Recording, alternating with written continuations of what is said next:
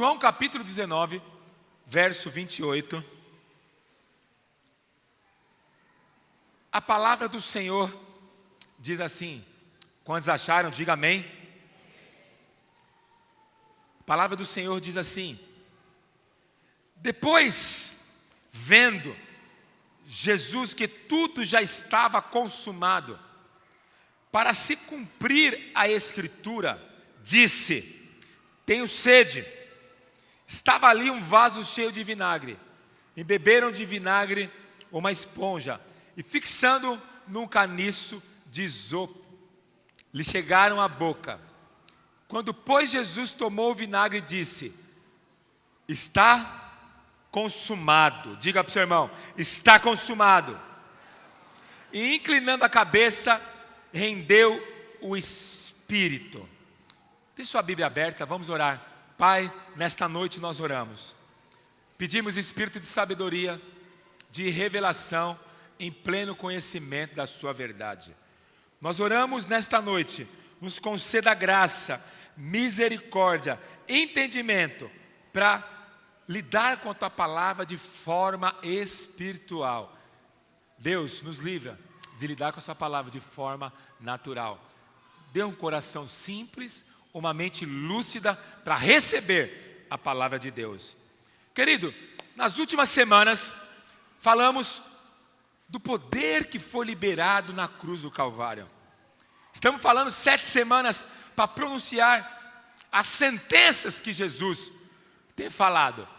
E nós vamos recapitular aqui. A primeira palavra na cruz foi dita, foi uma palavra de perdão. Então a primeira sentença foi uma palavra de perdão. Jesus disse: Pai, perdoa-lhes, eles não sabem o que fazem.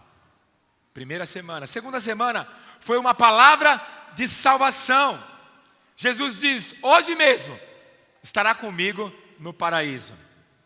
A terceira semana nós ministramos uma palavra de abandono. Jesus diz: Deus meu, por que me abandonaste? E na semana passada nós ministramos a quarta palavra. Foi uma palavra de justiça. Jesus diz: eu tenho sede. E Jesus tem sede do quê?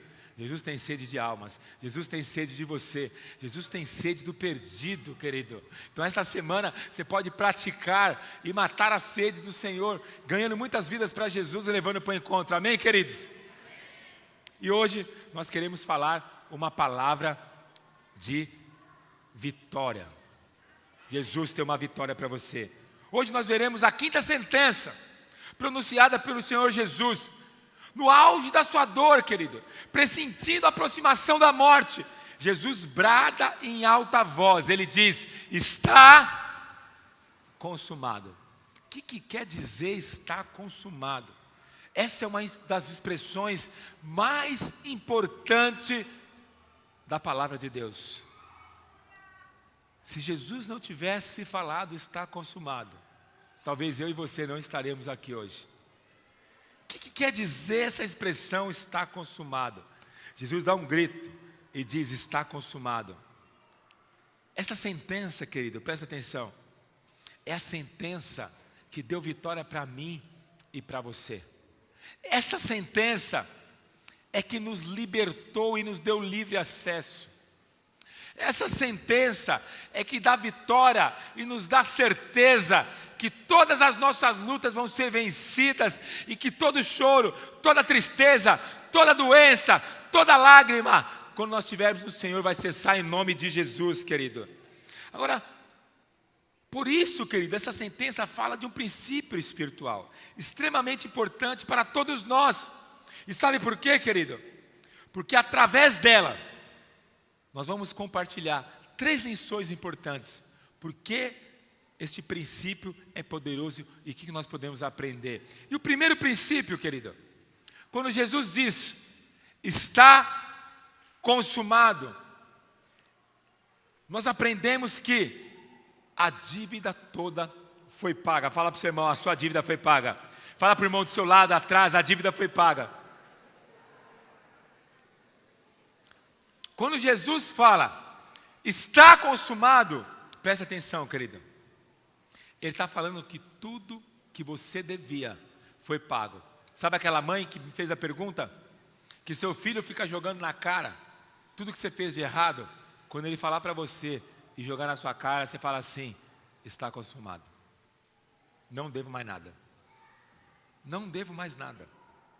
No tempo de Jesus, para você entender essa palavra, você precisa entender o que significa realmente essa palavra. No tempo de Jesus, quando alguém adquiria uma dívida, era feito um escrito de dívida contra ele. Não existia Serasa SPC naquela época, mas existia um escrito de dívida. Então, o credor fazia um escrito de dívida, um testamento de dívida, e colocava o que você devia. E aí era uma nota fiscal, como um documento nas mãos do credor, que tinha poder legal para cobrar da pessoa a sua dívida. E tinha alguns casos que o cara tinha que pagar com a casa, com os filhos. Você lembra aquela questão da viúva que pegou o azeite, as vasilhas? O credor estava vindo buscar o quê? Seus filhos. Então tinha dívida que você tinha que pagar até com os filhos. Então a palavra está consumado, querido, presta atenção, é quando a pessoa finalmente viria pagar aquela dívida.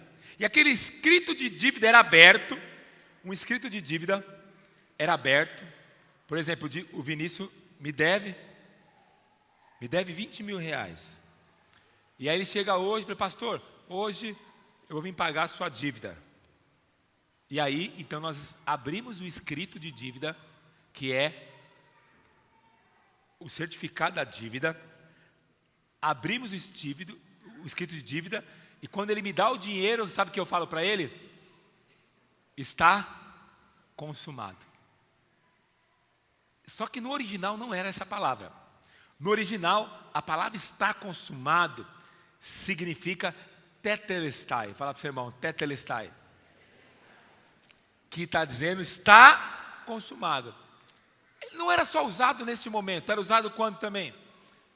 Quando diante do juiz de um tribunal, existia o réu, e ali perante o julgamento, decidiam que ele era inocente. Então o juiz batia o martelo e falava o quê? Tetelestai. Tetelestai. Então ele saía livre, sem dívida nenhuma. Então o que aconteceu na cruz do Calvário? Quando Jesus falou tetelestai, que é a palavra no original, no grego, que é está consumado. Ele diz que todo escrito de dívida da minha vida e da sua vida já está pago em nome de Jesus, querido. Quantos aqui gostariam que as suas dívidas fossem pagas do dia para a noite? Diga glória a Deus. Fala para o seu irmão, você deve muito, irmão. Você deve muito. Fala para o outro, você deve muito. Está no vermelho. Está com o cheque devolvido. Fala para ele. Está recebendo ligação da TIM, da NET. Está recebendo ligação do credor. Quando o cara da TIM te ligar, não vai falar tetelestai não, filho.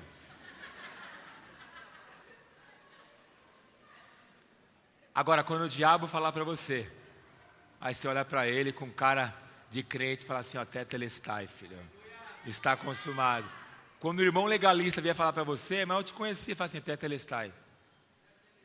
Está pago, está consumado. Não há mais dívida sobre mim e sobre você. A pior coisa do mundo é viver endividado, filho.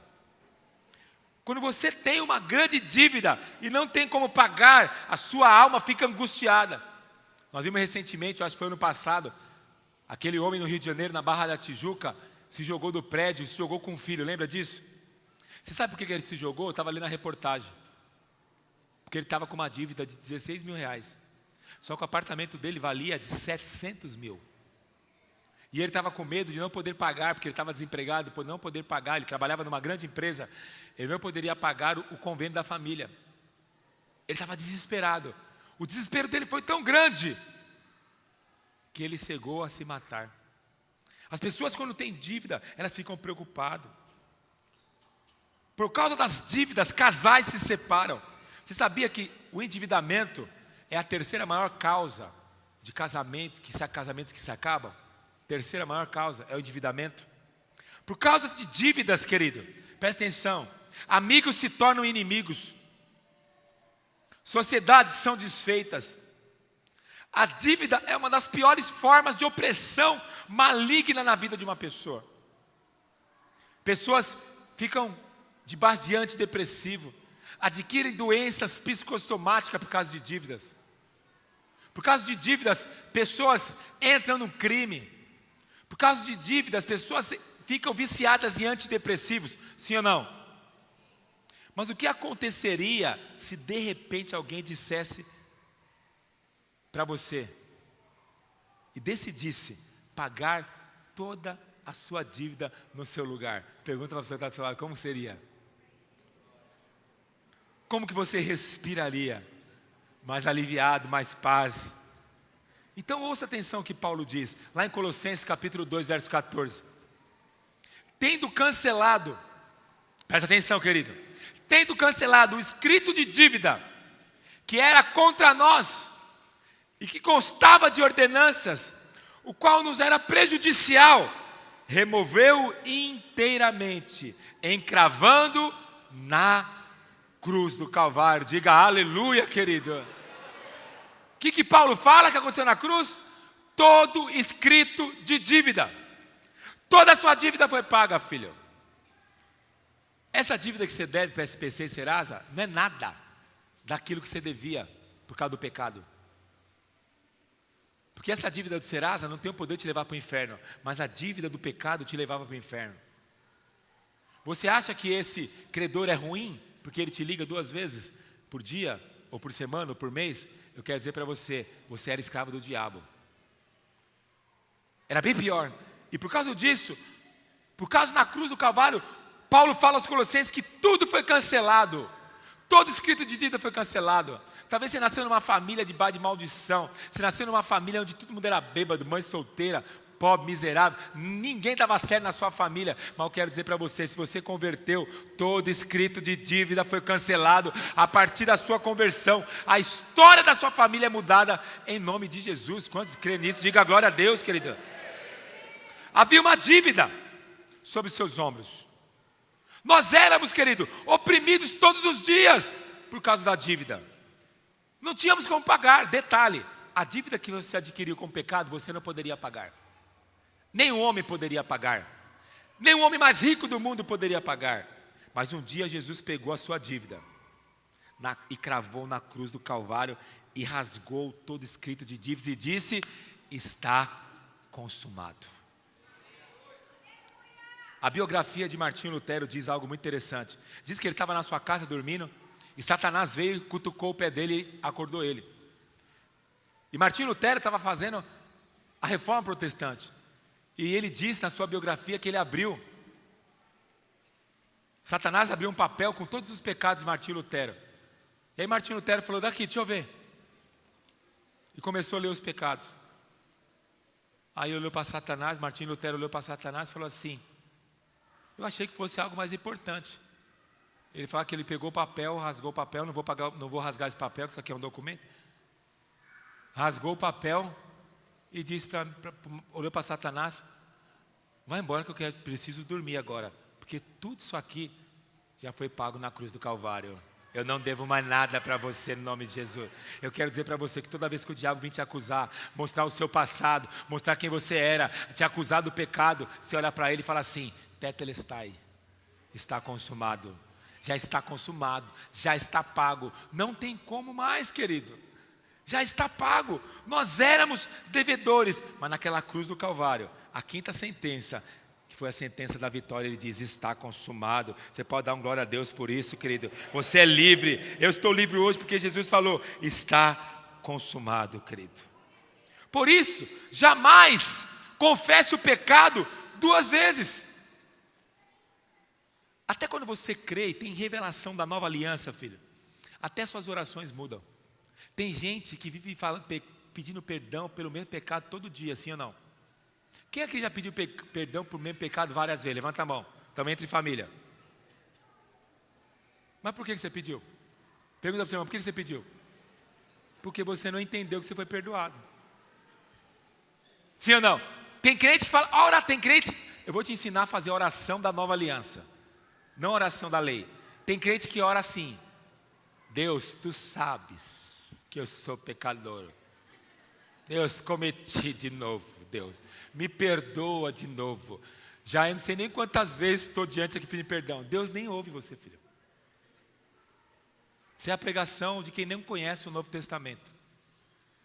Porque bastou uma vez estar perdoado. Por quê? Presta atenção. Jamais confesse o mesmo pecado duas vezes. Porque na segunda vez que você confessa, Deus já nem sabe do que você está falando. Porque a primeira vez que você confessou, Ele jogou aonde? Então, por isso que Deus não te entende. Senhor, tu sabes. Não, Ele não sabe, Ele já te perdoou, jogou no mar de esquecimento, Ele esqueceu. Ele não sabe. Agora, quem que sabe? Não, pastor, o Espírito Santo está falando para mim que eu sou um pecador miserável. Não, filho, é que você está confundindo a voz do Espírito com a voz do diabo. A voz do Espírito fala que você é amado, que você é livre, que você é perdoado, que Ele tem coisas grandes na sua vida. Agora o diabo fala: você é um miserável, não presta para nada mesmo. Se você acha que o Espírito Santo vai te falar que você não presta para nada, tem muita gente que acha. Quantos são pai aqui? E mãe? Você fala para o seu filho assim: seu miserável, você não presta para nada? Agora quando o seu filho chega na escola e fala assim: pai, mãe, estão falando na minha escola que eu sou feio. Ele pode ser feio, o que você fala? Você é um príncipe. Você é o menino mais lindo do mundo. Sim ou não? O pai fala isso. Agora o diabo fala que você é feio. Mas o pai fala que você é bonito. Estava vendo uma reportagem hoje, assistindo um Esporte Espetacular lá. E aí era uma moça negra, estava dando testemunho de vida dela, como ela superou a questão do racismo na escola. E ela falou algo muito poderoso. Então quando eles iam brincar de princesa, porque crianças brincavam de princesa antes, hoje não. E quando ela estava brincando de princesa, quando chegava a vez dela de ser princesa, o que ela dizia? As amiguinhas dela falavam assim: você não pode ser princesa, porque você é negra. E aí eu achei poderoso o que a mãe dela fez. A mãe dela escreveu um livro, que ela era a princesa do livro. Eu falei: nós precisamos de mães como essa, que restaura e afirma a identidade dos filhos. Porque é isso que Deus faz conosco. O diabo fala que você não presta, que você teve mãe solteira, 3 filhos. Até o seu filho é usado pelo diabo para te ofender. Mas Deus diz para você que você é uma princesa. Deus, é esse que Ele fala. Conta uma história que um certo homem pecou e pediu perdão a Deus. E o Senhor lhe perdoou. O homem ficou leve, feliz e continuou o seu caminho.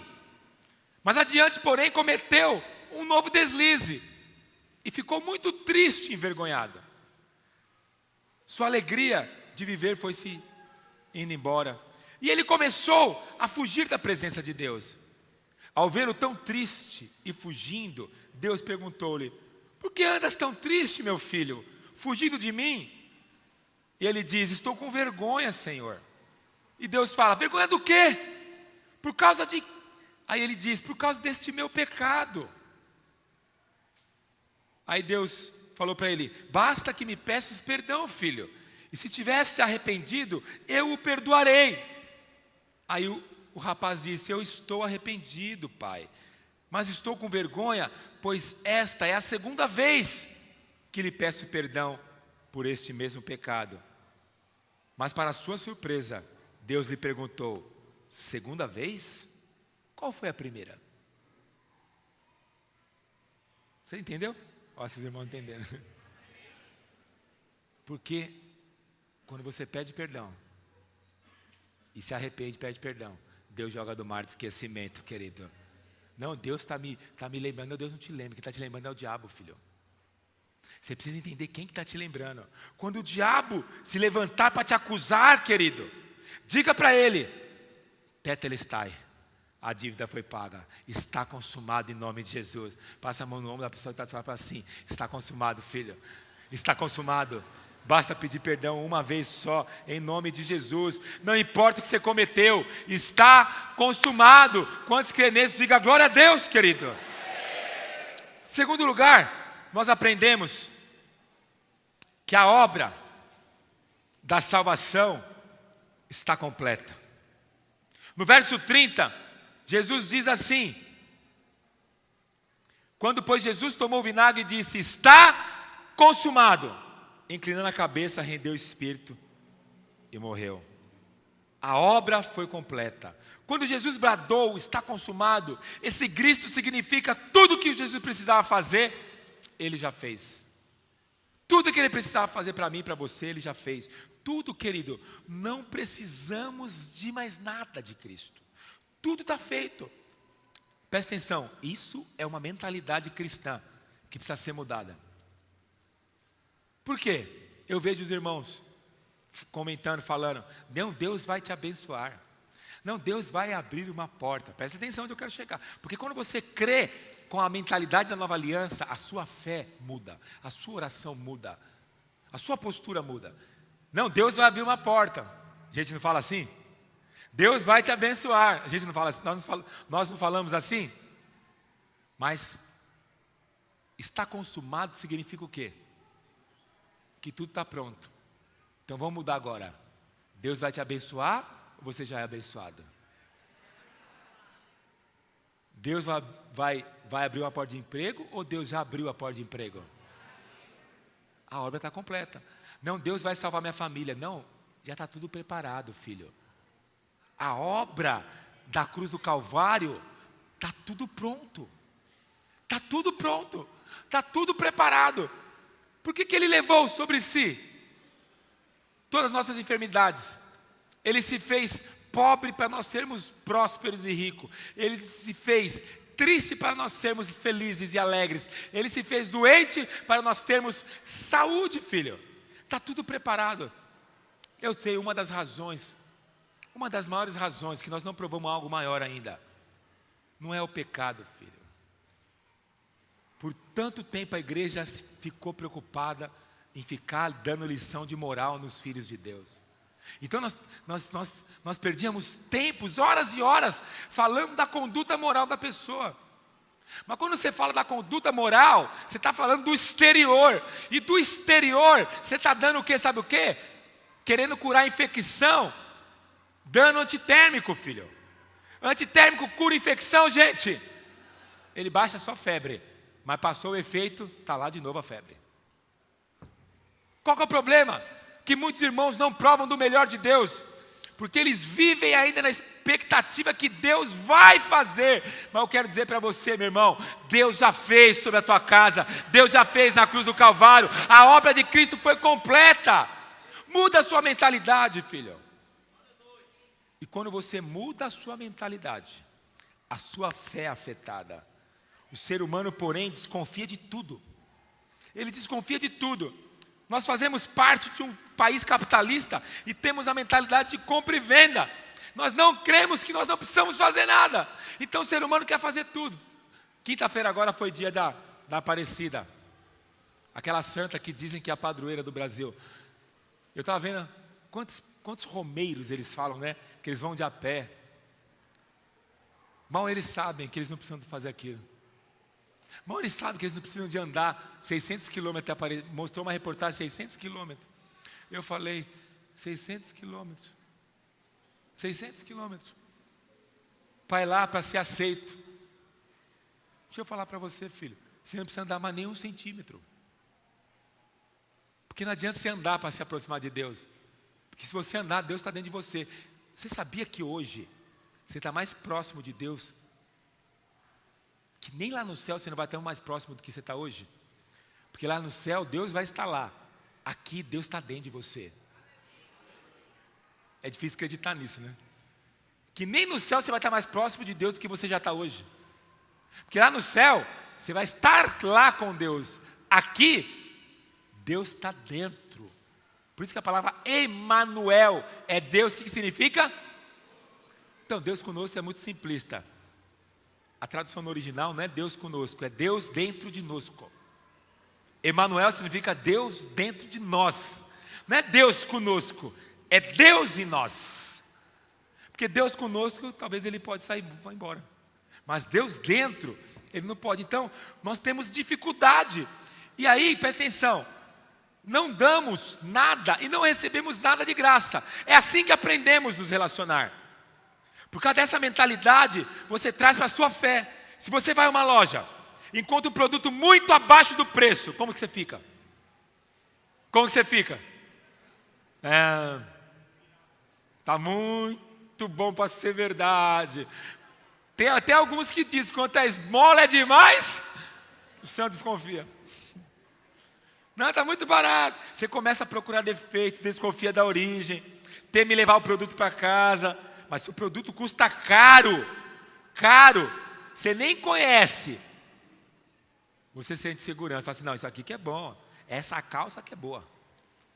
Essa que é...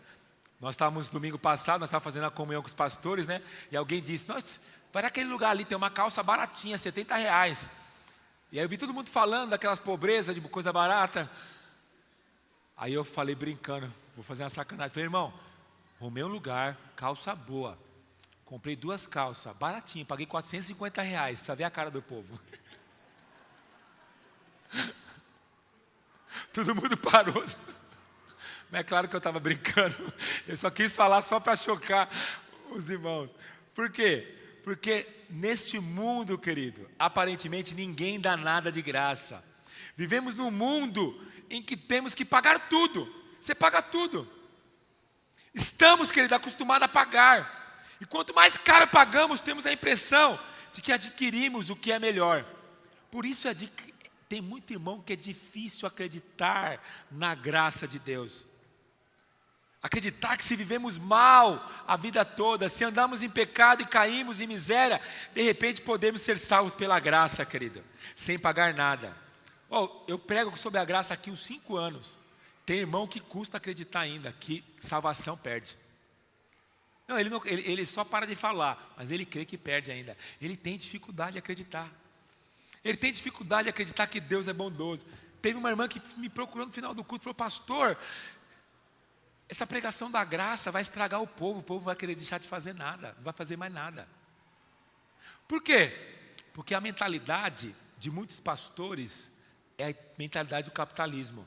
E fica dando chicotada no povo, para o povo dar. Na hora do dízimo, ele fala que o ladrão o roubador vai te pegar. Se você der o dízimo, a sua casa vai ser amaldiçoada. Se você der o dízimo, a doença vai entrar na tua casa. E aí se você faltar, você vai ver se vai ser amaldiçoado. Aí ele começa a pregar isso na tua cabeça, corrompendo a essência de Deus, falando que Deus é ruim, que Deus mata seus filhos. É isso. Por quê? Para gerar medo na vida das pessoas. Mas a Bíblia fala que o amor lança fora todo o medo, querido. Deus não é um Deus de medo, de vergonha. Deus é um Deus de amor. Fala para o seu irmão, Deus é um Deus de amor, querido. Agora, qual que foi a mensagem na cruz? Você não precisa fazer nada. Pastor, se eu não preciso fazer nada, o preço da salvação já foi pago. A salvação é pela graça, mas ela não foi de graça. Foi pago muito caro. Jesus Cristo foi morto. O Filho de Deus, o unigênito de Deus foi morto. Para ser graça para nós, alguém pagou muito caro. Presta atenção que o apóstolo Paulo fala lá em Efésios capítulo 2. Abra a tua Bíblia. Efésios capítulo 2, verso 8 ao 9 diz assim: pela graça sois salvos, mediante a fé. E isto não vem de vós. Fala para o seu irmão, sacode ele, irmão, pela última vez, não vem de você. Fala para ele. É dom de Deus. Fala para ele, não é de obras, irmão. Para que ninguém... Vamos entender esse texto. O apóstolo fala que pela graça sois salvos, certo? Certo? Mediante a fé. E isso não vem de nós, amém, irmãos? Vem de nós? Não. É dom de Deus. O que é dom? O que é dom? Fala para o seu irmão, dom é presente. Quando você recebe um presente, filho,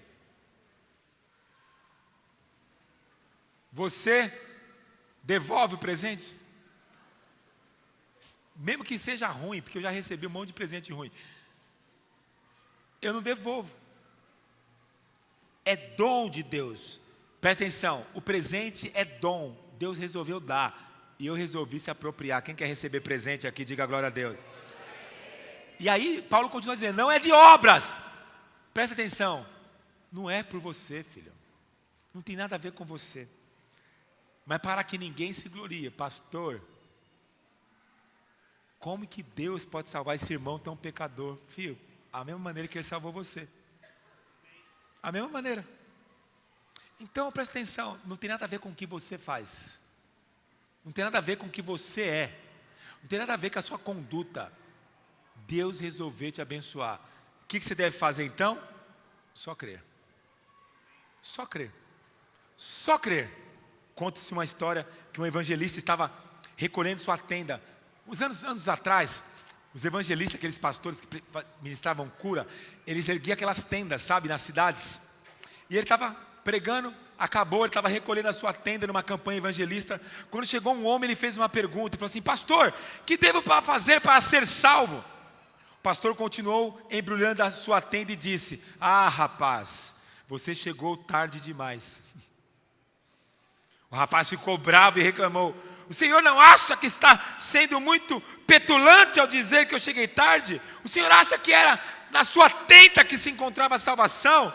Eram as suas palestras, dona da salvação? E o pastor continuou, você não entendeu, filho. Se quiser fazer algo para salvar-se, chegou 2000 anos atrasado. Porque tudo que era necessário para salvar-se, já foi feito na cruz do Calvário. Você só precisa aceitar hoje. Não há nada que possa ser feito. Ele já fez tudo. Ele disse, está consumado, querido. Não tem mais nada, irmão. Não tem cabelo comprido, não tem saia, não tem rosa, não tem óleo, não tem bexiga, não tem vassoura, não tem água benta, não tem nada que você precisa fazer. Já foi feito. Fala para o seu irmão, o que você precisa fazer, filho de Deus? É só aceitar. A obra de Cristo foi completa, querido. Diga aleluia. Lá em Romanos capítulo 10, verso 9, a palavra do Senhor diz assim, se com a tua boca confessares Jesus como Senhor, e teu coração creres que Deus ressuscitou dentre os mortos, serás salvos. Porque com o coração se crê, e com a boca confessa a respeito da salvação. Diga aleluia, querido. Presta atenção, quando Jesus morreu crucificado com os braços abertos, Ele diz, filho, estou aqui de braços abertos, esperando por você, querido. Presta atenção, você não precisa fazer mais nada. Tudo que você precisa fazer é acreditar e crer e desfrutar de uma paz interior. Você só precisa crer, meu irmão. Crer. Pastor, mas eu não estou vendo nada. Então por isso você precisa crer, porque é sem ver mesmo. Se você visse, não era crer, porque fé é crer naquilo que não se vê. Se não se vê, pastor, você é louco, você está dizendo, como que nós vamos fazer, você não está vendo nada? É por isso que nós somos homens de fé. Nós fazemos sem ver mesmo. Porque o dia que eu vejo, a obra não é minha, a obra não é dele, é minha, porque se eu ver é minha, aí não é fé envolvida. Pastor, não estou vendo minha família sendo salva, então por isso que você é mulher de fé, filha, que você vai crer sem ver no nome de Jesus. Sem ver, você não precisa ver. Você precisa crer. Você precisa crer. E depois que você crê, acontece algo extraordinário. O sopro de Deus entra dentro de você, como um vento. E sabe o que é interessante? O Espírito testifica que você é filho de Deus. Sim ou não? Quando o Espírito entra dentro de você, Ele mesmo testifica que você é filho. Presta atenção, a salvação da raça humana está providenciada na cruz do Calvário, querido. Está tudo pago, querido. Quando você vive sua vida cristã com essa mensagem, com essa mentalidade, que é bíblica, que é do Novo Testamento, a sua vida muda, meu irmão. Sua vida muda. Você não fica mais cheio de temor. Te gera autoridade, te gera paz interior, porque se tudo já foi completado na cruz do Calvário, se tudo já foi pago, tudo foi completo, se não abriu a porta ainda, eu não vi aberta ainda, ela já foi aberta, é questão de tempo. Gera o quê? Gera paz no seu coração. Gera tranquilidade na sua alma.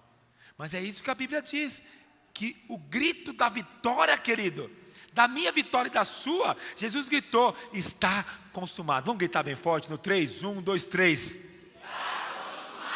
Mais forte. No 3, 1, 2, 3. Esse foi o grito da vitória, querida. A cruz foi uma grande sataneira. Pastor, o que é sataneira?